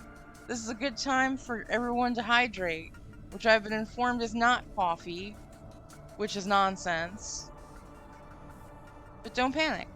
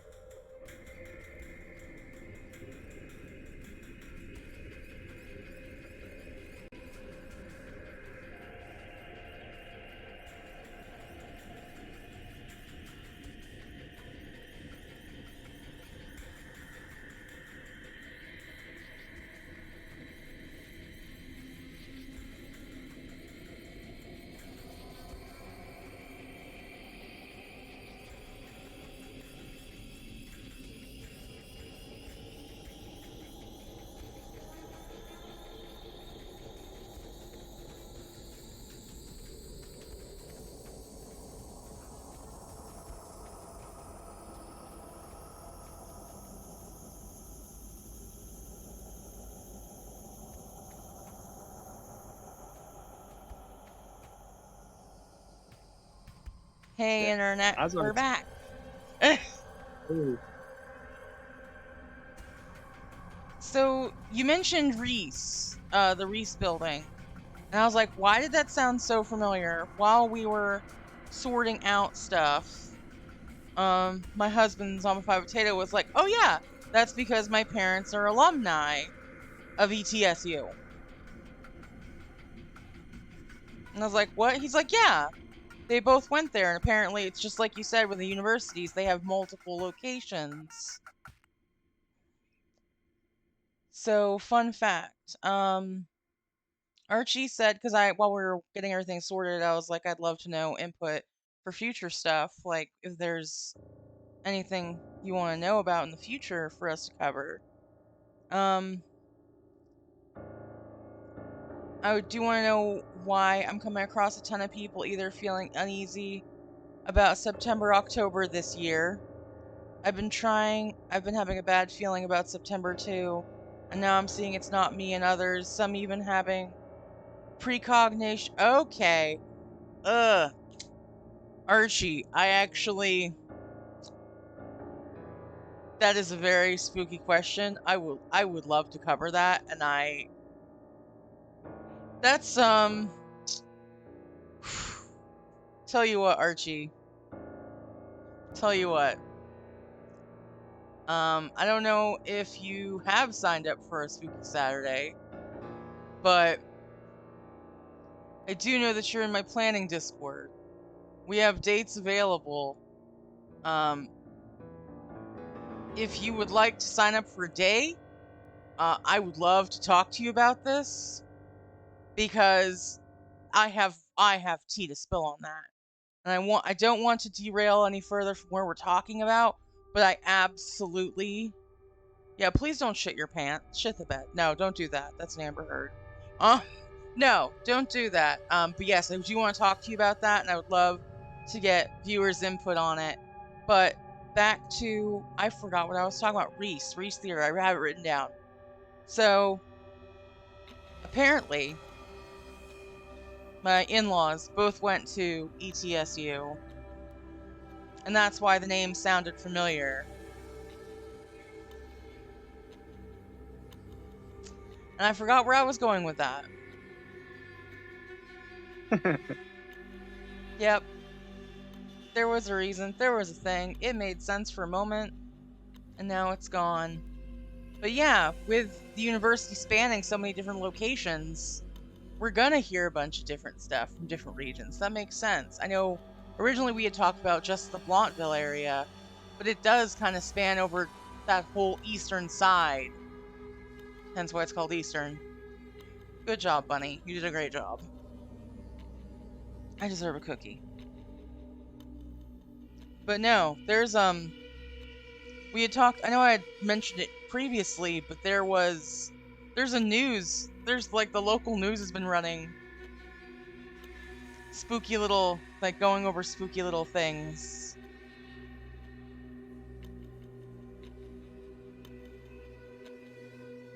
Um, Let me pull one up. There's a county jail, like they've been doing this whole different thing, and I think they've been calling it Haunted Tri-Cities.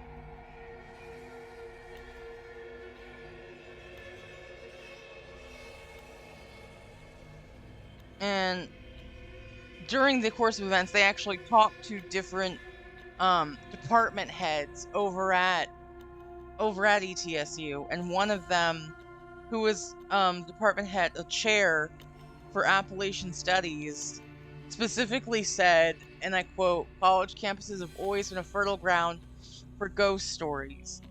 Um, One of those is supposedly the haunted stained glass window from the Carter Mansion. So George Carter was a railroad tycoon who donated lands and funds um, to ETSU to ensure that it would be located in Johnson City, which is Johnson City, Tennessee, is in that area, but it's not one of the named ones, but it is in the area, and it's a big one, like a big town. Um, When he died in 1936, the university acquired his mansion, and in 1944, it became a woman's dormitory. The students would begin to tell stories of strange noises in the house centered around the stained glass window. Over time, the story grew up that the window depicted the long lost daughter of George Carter, who had supposedly unalived herself after a tragic love affair. They tore down the building in 1984, but the stained glass window was put into a different building, Nick's Hall. But the funny thing about this is that George Carter never had a daughter. Womp womp. So all of the haunting that's been like, oh, as it happened, this, but this is a dude who literally has like studied like the region and like genealogy, like history stuff. You see it, I've noticed it a lot more down here. There are a lot of people who are very like, I know all of my family's history and everything. It's almost like when you're thinking of like, my brain goes to Middle Earth, Sunshine Owl. If you're watching, I'm making a reference to Middle Earth. How hobbits are very obsessed with their genealogy. It's kind of the vibe I get down here. Is that like it's some Shire stuff. But the guy, Roach, he flat out said like, this is the perfect illustration of how folklore works. They take on a life of their own. They grow and get handed down and they change over time.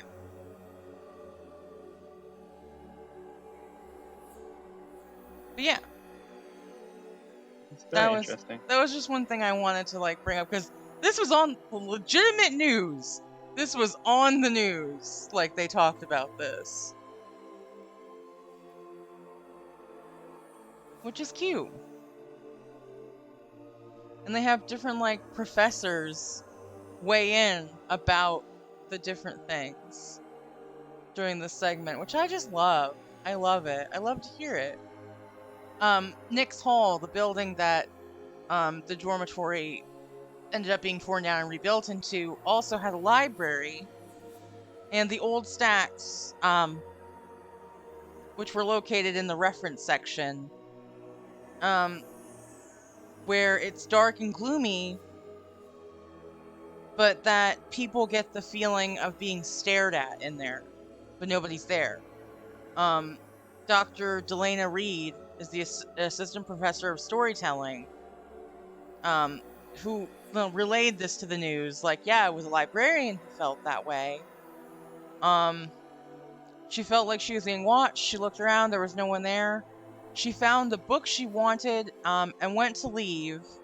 When she went to leave, a ghost appeared, like a ghost apparition, like full on apparition right in front of her, of a woman, but only half her body was showing, the upper part of the body.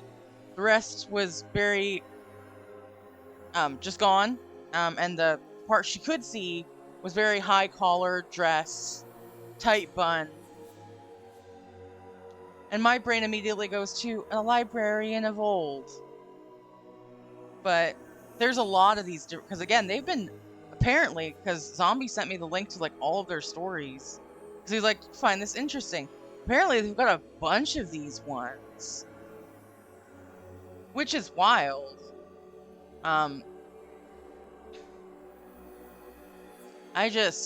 That's phenomenal. I'm gonna dog ear this page for some light readings later. Light reading.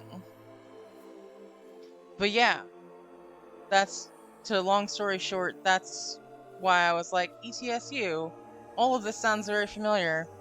It's because my in-laws were here like last weekend and they were talking about ETSU, and my brain was like, this is information for reference later. And then immediately forgot about it. You got any more of them spooky stories? I do, and funny enough, you were talking about a women's dormitory. I have one about that, and you were talking about earning yourself a cookie. I also have a story kind of related to that too. So I'll go with that one first, and I'll save the dormitory one for my last little story for today. I'm here for it. So, cookies, how do you think that can connect to ghosts? Well, even stranger is this location is the Hoskins Library on campus. Built in 1931 with additions made in the 1960s, it is home to a very well known spirit called Evening Primrose. Evening Um, she, Primrose? yes, That's beautiful. she, she is known for being active but elusive. She has been known to play with elevator buttons, knocking books off shelves, and most peculiarly, baking cornbread. That's Often beautiful. people suddenly just smell the scent of freshly baked cornbread wafting through the halls. Staff members know the spirit is to blame. The identity of Evening Primrose is unknown, and paranormal detectives have come to kind of explore it a little bit. They've been unable to catch any evidence of her in the Hoskins halls, but the staff and students alike swear to her being there. Um, the university website, even though their identity is unknown, suggests that she might be uh, a poor graduate student who secretly lived and died in the library while researching her dissertation. Oh, anyone who's been working on a dissertation can relate to that. Sorry, that was fucked up. Uh, that's awful though. I mean, I'm happy that she's still making snacks, but So it's like, was she making cornbread to hold herself over while doing all of her research and didn't get proper nutrition? what is that? It's there was actually a thing with um what is it? It's like pellagra or something. It was a sickness that happened because of how corn was processed so it could be stable for longer. And you saw it during the Great Depression where people would get like super fucking sick because they were trying to live off of just like corn subsidies and they would just straight up get sick and die. There was a lot of that and I can't remember what it's called. That was a thing. So, you said it was like the 1900s? Yeah, if she died toward the start of the building was built in 1931, so that would fit the timeline pretty well. That would fit the timeline pretty well. Oh shit, we just solved it. We just solved it. Solve the mystery. I love when we can do that. So my last story that I have here is another kind of sweet story. It is in Stronghold and is one of the more noted of all the haunted halls at University Tennessee. Until 2008, this hall was a woman's residence hall named after Sophriana Strong, who was born nearby in 1817. Um, at the age of 16, she married Knoxville physician Joseph C. Strong, and they made a life together nearby on Cumberland Avenue. Uh, she she died in 1867, but she had given birth to 12 children, and one of her sons, Benjamin Rushstrom, left a large sum of the money to the university when he passed away. He intended for the school to build a residence hall in his mother's honor and specified it house only women and that a wild flower garden be planted in the courtyard. The construction of the Strong Hall finished in 1925. So For decades, residents of Stronghold reported incidents involving the ghost of Sophia. She was known to students as Sophie and acted as a mother to them. Her spirit was uh, mostly playful, locking students out of rooms or bathrooms, scaring them with hovering lights in the hallways. She was very harmless and fun-loving personality, but she had no tolerance for disagreements, arguments, or unladylike behavior. Um, two, two students share a story about their encounter with Sophie. And this was shared with a historian of Knoxville, Charles Price. According to this story, the two ladies were discussing an event which turned into a debate. At that point, things escalated quickly, and the girls began to yell at each other. When suddenly, one of them fell completely silent as she looked ahead in terror. The other girl turned around and saw Sophie standing there with her hands on her hips, glaring in dissatisfaction. What? One room in particular in this hall is much more active than anywhere else. So they call it Sophie's room. And it was rare that a student living in this room would last a whole semester before requesting to move. So it's not as like scary as that one room we discussed last time with all the demonic summonings and stuff, but um, nothing's ever captured anything out of the ordinary about this room or the hall itself. However, paranormal investigators did experience major battery drain while in this area. So they didn't capture any EVPs or photos, but they had major battery drain. And noted that a picture of Sophia was 20 degrees hotter than the rest of the room. So if she was there in a picture, it would just be hotter. They wouldn't catch her, but there's a degree change. She's also been seen in mirrors, usually on her birthday of February 17th.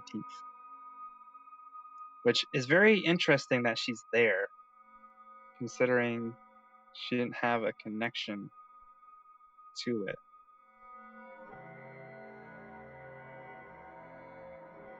It's February 17th. That's not a Capricorn. That's an Aquarius. She's an Aquarius. That tracks with the pranks. That tracks. Hey now. Calling you out, but also we love Aquarian energy here. No, so I'm just imagining those two getting into an argument.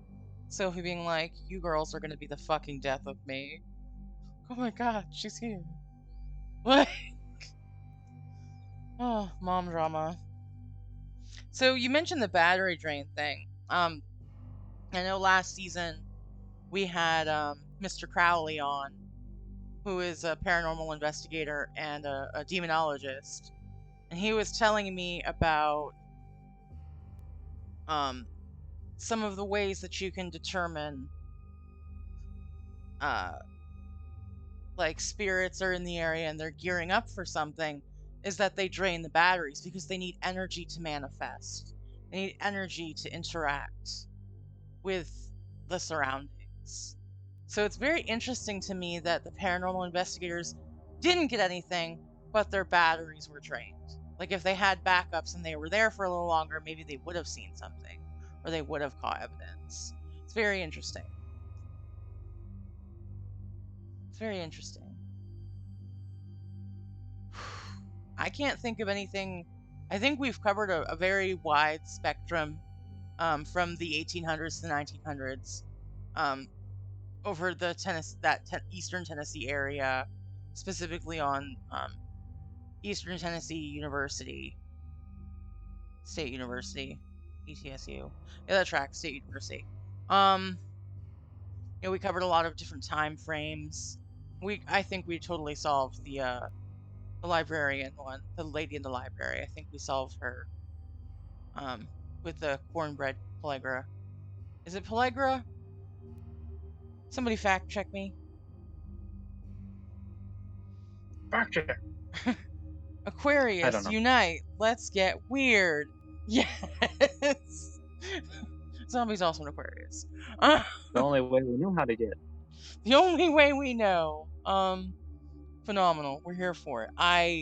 I'm so excited that we got to talk about this. I think for our next region, we should probably pick something in like maybe on the West Coast. We can find something.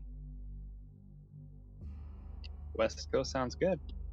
We'll get a little sunny and balmy, go to the West Coast. But I think that's a good time for us to transition. We've talked about a lot of spooky shit, which is what we're here for. We love to see it. Let's talk about you. Let's let's go over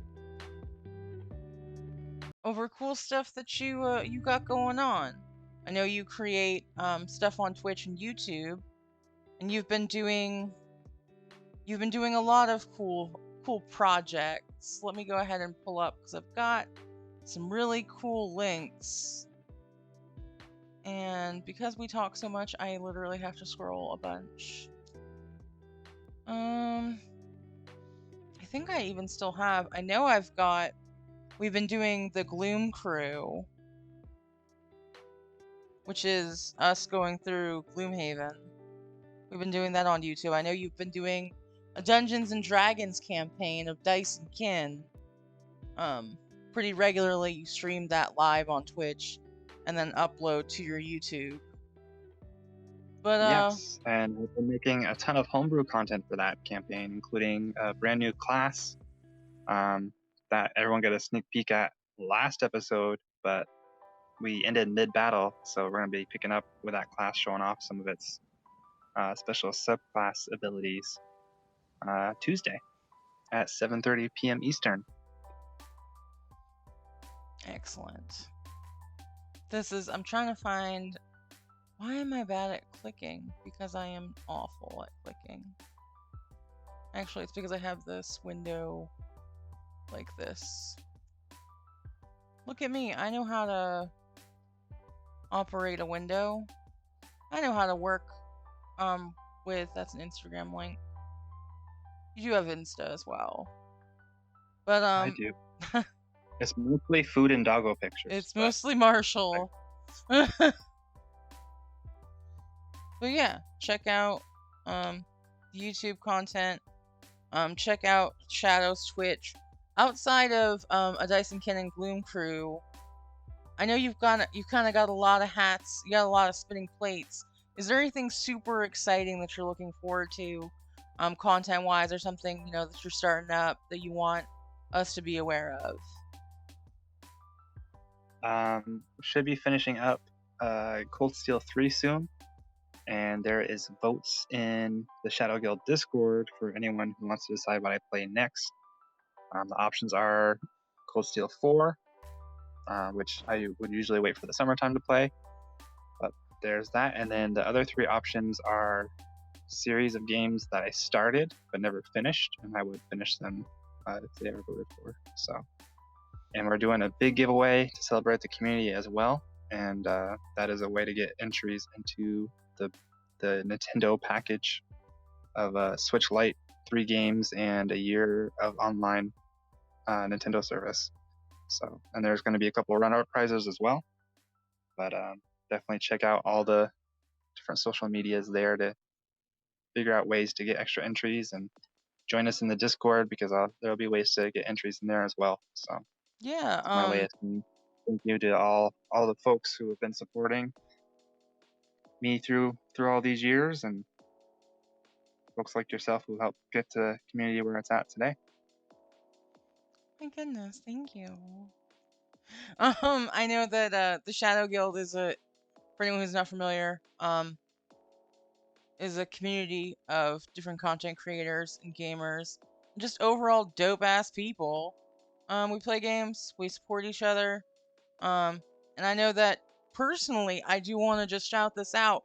If I'm not mistaken, you just hit 1,000 followers. Am I right?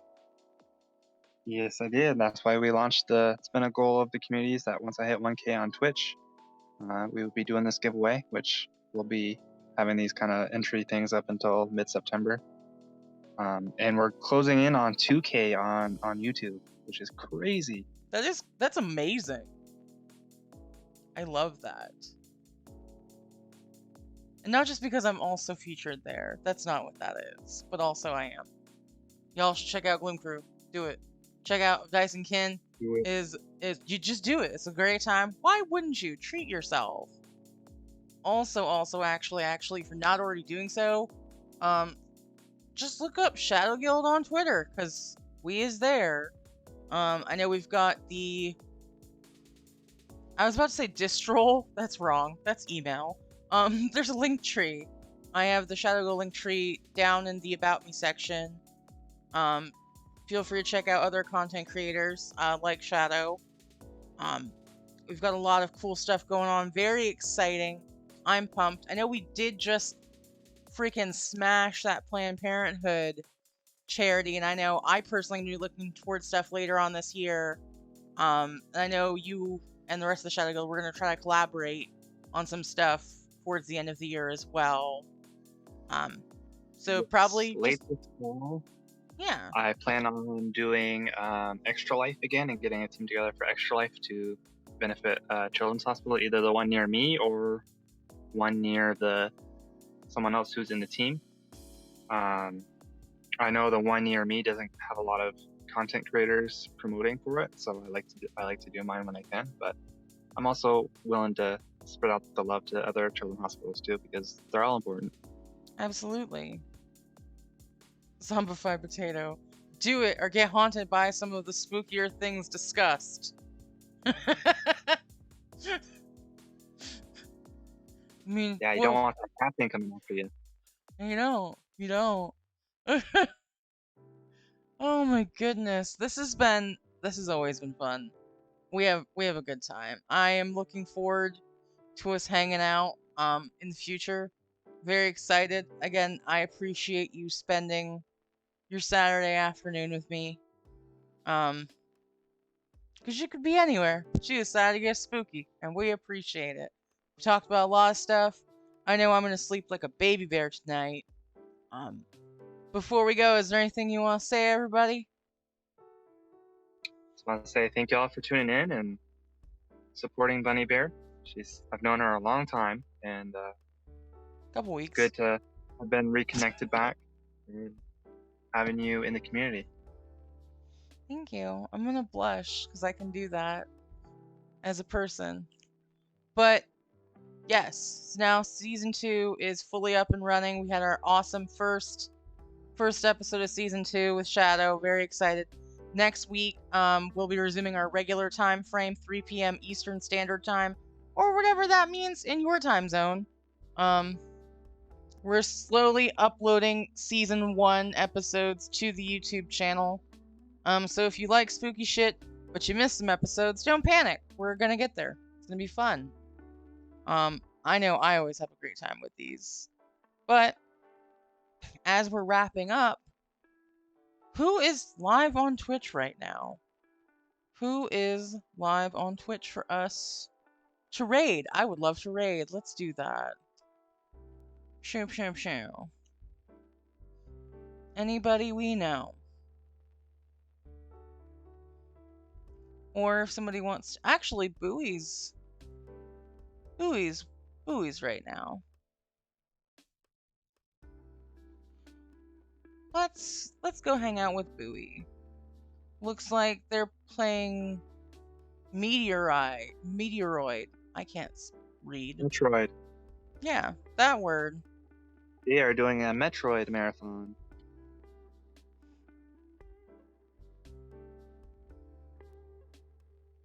Yep, I know what that word means. But yeah, love you guys, and I hope you have a spooky Saturday.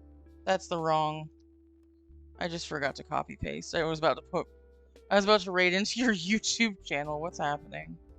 Why is it doing it again? Am I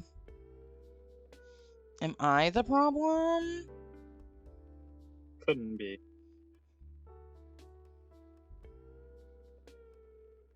It's there for the bunny bear. Yeah, I've done borderline nothing wrong and it's canon. But again, love you all. Check out Shadow, check out content, check out all the spooky stuff, and have a beautiful day. Say goodbye, Internet. Bye, Bye, internet. Internet. Hang out with Bowie. He's gonna have a great time.